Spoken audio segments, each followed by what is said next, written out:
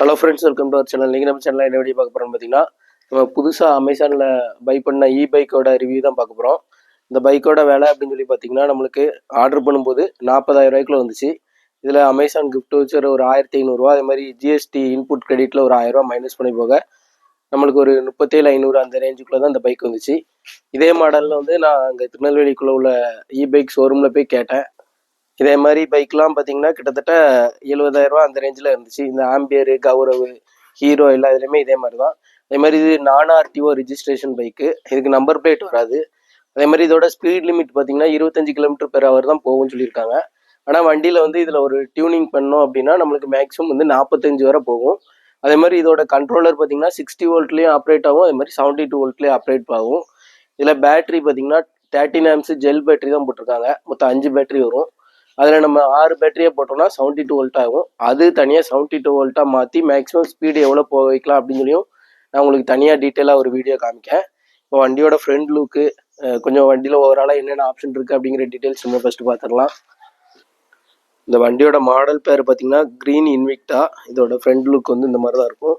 இதில் block, white, red, blue கலர்லாம் இருக்குது, கிரே கலரும் இருக்குது. ஹெட்லைட் இந்த மாதிரி இருக்கும். இந்த ஆம்பியரில் ரியோ அந்த மாடலில் வரக்கூடியது. இந்த மாதிரி பார்த்தீங்கன்னா ஃப்ரண்ட்டு டிஸ்க்கு கொடுத்துருவாங்க.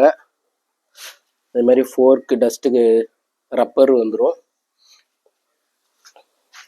அதே மாதிரி 2 க்ளவ் பாக்ஸ் வரும். அதே மாதிரி ஒன் சைடு பார்த்தீங்கன்னா யூஎஸ்பி, நம்ம மொபைல் சார்ஜிங் பண்ணிக்கலாம். அதோட சார்ஜிங் போட்டும் கொடுத்துருக்காங்க. எல்இடி டிஸ்பிளே வந்துடும். இப்போ எல்இடி டிஸ்பிளே ஆன் பண்ணிக்கலாம். அதே மாதிரி பார்த்தீங்கன்னா இதில் ரிமோட் லாக்கும் கொடுத்துருக்காங்க. ஃபஸ்ட்டு நம்ம சாவி ஆன் பண்ணோடனே பார்க்கிங் மோடில் இருக்கும். இந்த பட்டனை எடுத்து விட்டோம் அப்படின்னா பார்க்கிங் மோட் ரிலீஸ் ஆயிரும், ரெடி அப்படின்னு சொல்லிட்டு வந்துடும். அதே மாதிரி பார்த்தீங்கன்னா நம்ம பார்க்கிங் மோடு ரிலீஸ் பண்ணுறதுக்கு இந்த பிரேக்கை பிடிச்சி விட்டோம்னா ஆட்டோமேட்டிக்காக பார்க்கிங் மோடு ரிலீஸ் ஆயிரும். அதுக்கப்புறம் நம்ம நார்மலாக ரேஸ் பண்ணிட்டு போய்கிட்டே இருக்கலாம். அதே மாதிரி பார்த்திங்கன்னா இதில் ரிவர்ஸ் ஆப்ஷன் இருக்குது. இந்த ரிவர்ஸ் பட்டனை இப்படி ப்ரெஸ் பண்ணிவிட்டு வண்டியை பின்னாடி நிற்க ரேஸ் பண்ணோம் அப்படின்னா வண்டி பேக் சைடு போகும். இது 3 பேர் வச்சுட்டு நம்ம ரிவர்ஸ் இறங்கி தள்ளணும்லாம் அவசியம் கிடையாது. அதே மாதிரி பார்த்திங்கன்னா இது ஹெட்லைட்டு, பார்க்கிங் லைட்டு, இது ஹெட்லைட் ஆன் ஆயிரும். High beam, low beam indication வரும். ஹெட்லைட் ஃப்ரண்டில் எப்படி இருக்குது அப்படின்னு சொல்லி பாருங்கள். மீடியம் பவரில் இருக்கும் நைட் டைமு. கீழே வர்றது தான் 2 பார்க் லைட், ஆரஞ்சு கலர் லைட்டில் கொடுத்துருக்காங்க. அதே மாதிரி இண்டிகேட்டர் பார்த்தீங்கன்னா டாப் சைடில் வரும். ஃபுல்லாக எல்இடியில் வரும். இது மாதிரி ஆர்என் வந்து நார்மலாக இருக்கும். இது வந்து பேட்ரி ரேஞ்சு காமிக்கக்கூடியது. பேட்ரி வோல்ட் எவ்வளோ இருக்குன்னு சொல்லி காமிக்குது. இது மேக்ஸிமம் இந்த வண்டி வந்து அதிகபட்சம் நம்மளுக்கு 50 to 60 வரை மைலேஜ் கிடைக்கும். இது வந்து கியர் செலெக்ஷன். ஃபஸ்ட்டு கியரில் பார்த்தீங்கன்னா இது மேக்ஸிமம் 25 km போகும். அதேமாதிரி இது செகண்டு, தேர்டு, இந்த மாதிரி தேர்டு இதில் மாற்றவும் நம்மளுக்கு மேனுவலாக இதில் காமிச்சிரும். அதே மாதிரி பிரேக் அப்ளை பண்ணும்போதும் அதோட சிக்னல் வந்து நம்மளுக்கு டேஞ்சர் சிக்னல் இதில் காமிச்சிரும். அதே மாதிரி பார்த்தீங்கன்னா பேக்கில் உள்ள டிக்கியை ஓப்பன் பண்ணுறதுக்கு நம்ம இந்த கீழே வந்து இந்த சைடு எடுத்துருக்கணும். அப்போ இது ஓப்பன் ஆயிரும். இதில் வந்து எம்சிபி கொடுத்துருப்பாங்க. நான் வந்து ஃபஸ்ட் டைம் இந்த இது வாங்கின உடனே 4 போல்ட்டை லூஸ் பண்ணி எல்லா பேட்டரியும் பேரலைல் பண்ணி சார்ஜ் போட்டு தான் எடுத்தேன். ஏன்னா இது டிரான்ஸ்போர்ட்டேஷனில் ஒரு 5 நாள் 10 நாள் ஆனால் பேட்டரி வீக் ஆயிரும். ஆனால் இப்போதைக்கு சார்ஜிங் பேக்கப் நல்லா தான் இருக்குது. ஒரு 2 நாள் கழித்து சார்ஜ் போட்டாலும் நம்மளுக்கு வோல்டேஜ்லாம் அந்தளவுக்கு ட்ராப் ஆகலை. பேக்கில் உள்ள டெயில் லைட்டை பாருங்கள், நல்லா அழகாக கொடுத்துருக்காங்க.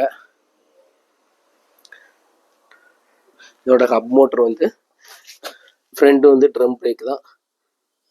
250 வாட் ஹப் மோட்ரு. இப்போ ஆம்பியர் அதேமாதிரி கௌரவம்லாம் 350 வாட் வரும். நான் ரெஜிஸ்டரேஷன் இதில் வந்து 250 வாட் இருக்கும்போது நம்மளுக்கு ரேஞ்சு கொஞ்சம் அதிகமாக கிடைக்கும். இது மாதிரி டயர்லாம் பார்த்தீங்கன்னா ஜேகே டயர் தான் போட்டு கொடுத்துருக்காங்க. அதே மாதிரி கேஜி பார்த்தீங்கன்னா கூடின ஒயர் தான். 72 வோல்ட்டும் நம்ம போட்டுக்கலாம். நான் அது தனியாக வீடியோவே போடுறேன் 72 வோல்ட்டில் எவ்வளோ ரேஞ்ச் வருது அப்படின்னு சொல்லிட்டு. இவ்வளோதான் இதோட ஓவரால் டீட்டெயில் ஃப்ரெண்ட்ஸ். அதே மாதிரி இந்த வண்டியோட கீயை பார்த்தீங்கனாலே ரொம்ப யூனிக்காக இருக்கும். நம்ம நார்மல் பெட்ரோல் பைக்கில் வரதோட இது யூனிக்காக இருக்கும். இதான் ரிமோட் லாக்கு. இதில் என்னென்ன ஆப்ஷன் இருக்குது பார்த்தீங்கன்னா லாக்கு. இப்போ இது லாக் பண்ணிட்டேன். இப்போ லாக் பண்ணிவிட்டு நான் வண்டியை தட்டுறேன் அப்படின்னா ஆட்டோமேட்டிக்காக சவுண்டு கேட்கும். அதே மாதிரி ஆட்டோமேட்டிக்காக அது சவுண்டு கேட்க ஆரம்பிச்சிடும். அதே மாதிரி இப்போது அன்லாக் இந்த பட்டன் அன்லாக் பட்டன் அமுக்கி விட்டோன்னா ஆட்டோமேட்டிக்காக இந்த லாக் வந்து ஆஃப் ஆயிரும். அதே மாதிரி பார்த்தீங்கன்னா இது வண்டியை ஃபைன் பண்ணுறதுக்கு இப்போ ஏதாட்டும் ஒரு டூரிஸ்ட் பிளேஸ் எதுக்காட்டு விட்டோம், நிறைய வண்டி இருக்குது அப்படின்னா நம்ம வண்டியை ஃபைன் பண்ணுறது ஈஸியாக இந்த ரிமோட் இருந்தால் ஈஸியாக ஃபைன் பண்ணிக்கலாம். அதே மாதிரி இதுதான் இதோட கீ. இது வந்து ஆனு, இக்னிஷன் ஆனு. அதே மாதிரி பார்த்தீங்கன்னா இதை வந்து ஃபுல்லாக லைட்டாக திருக்கி இப்படி விட்டோம்னா நம்மளுக்கு வந்து பூட் ஸ்பேஸ், டிக்கி ஸ்பேஸ் கிடச்சிரும். இதுலேயே அழகாக நம்ம ஒரு ஆஃப் ஹெல்மெட்டை ஈஸியாக உள்ளே வச்சுக்கலாம். எம்சிபி இதில் வந்துடும். எம்சிபியை வந்து நம்ம சார்ஜ் ஃபுல்லாகிட்டு அப்படின்னா ஆட்டோமேட்டிக்காக நைட் டைம் ஆஃப் பண்ணி விட்டுக்கலாம், தேவைப்படும் போது நம்ம ஆன் பண்ணிக்கலாம். அந்த மாதிரி ஒரு ஃபங்க்ஷனும் இதில் இருக்குது. அதே மாதிரி பார்த்திங்கன்னா சைட் லாக் போடணும் அப்படின்னா வண்டி ஃபுல்லாக இது திருக்கிட்டு இது பண்ணி விட்டோம் அப்படின்னா சைட் லாக் ஆயிரும். அதே மாதிரி இந்த வண்டி கூட வர்றது நான் என்னெல்லாம் அப்படின்னு சொல்லிடுற பாருங்க.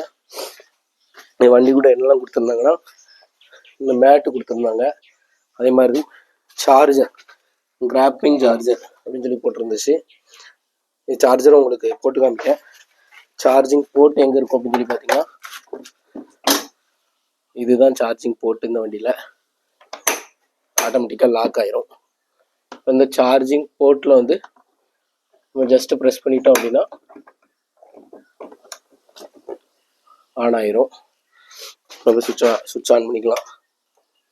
சுவிட்ச் ஆன் பண்ணிட்டா ஆட்டோமேட்டிக்காக சார்ஜிங் ஸ்டேஜுக்கு போயிடும்.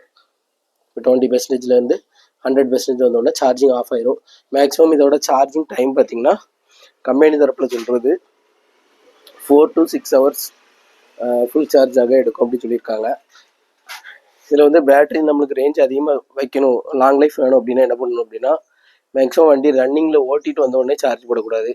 ஓட்டி ஒரு 1 hourல பேட்டரியோட ஹீட் எல்லாமே குறையணும், ஹப் மோட்டரோட ஹீட் எல்லாம் குறையணும். அதுக்கப்புறம் சார்ஜ் போட்டிங்கன்னா உங்களுக்கு பேட்டரி லைஃப் கூட வரும்.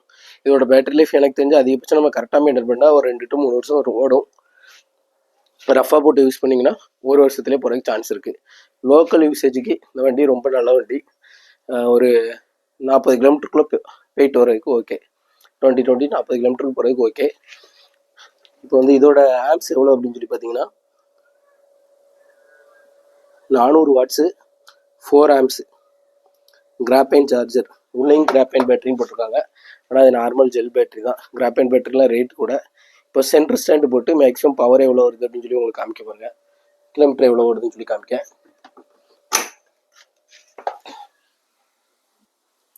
இதோட சென்டர் ஸ்டாண்டு பார்த்தீங்கன்னா நல்லா ஸ்ட்ராங்காகவே கொடுத்துருக்காங்க. பாடிலாம் பார்த்தீங்கன்னா மீடியம் குவாலிட்டியில் தான் இருக்கும். இப்போ சென்டர் ஸ்டாண்டு போட்டுடலாம், ஈஸி தான். வண்டியோட வெயிட் பார்த்தீங்கன்னா 110 கிலோ இருக்கும். இப்போ வண்டியோட ஸ்பீடு உங்களுக்கு காமிக்க. ஃபஸ்ட்டு கியரில் எவ்வளோ போகுது அப்படின்னு சொல்லி பாருங்கள். ஃபஸ்ட்டு கியர் இதில் இப்போ லோடு நம்ம ஆட்கள் உட்காரும்போது ஒரு 2-3 கிலோமீட்டர் மைனஸ் ஆகும். இப்போ நம்ம பார்க்கிங் கூட ரிலீஸ் பண்ணியாச்சு. பார்த்தீங்கன்னா 29 வரை போகுது. இப்போ அதே இது சுவிட்சு சைடில் வரும்.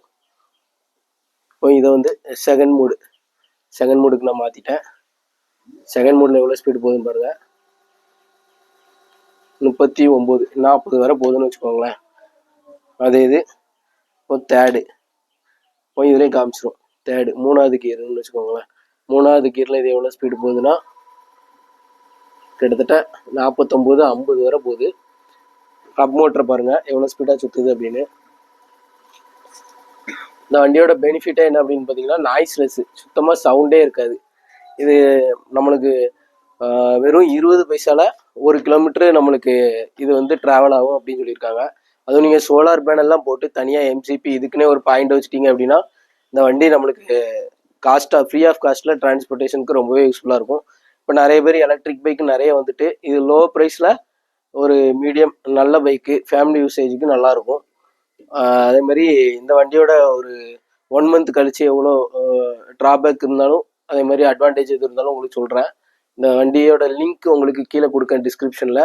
ஆனால் இப்போ ரேட்டு கூட்டிட்டாங்கன்னு நினைக்கிறேன். ஏதாட்டும் ஒரு ஃபெஸ்டிவல் டைமில் ஆஃபர் போட்டிருக்கும் போது நீங்கள் பை பண்ணிங்கன்னா உங்களுக்கு ஃபேவராக இருக்கும்.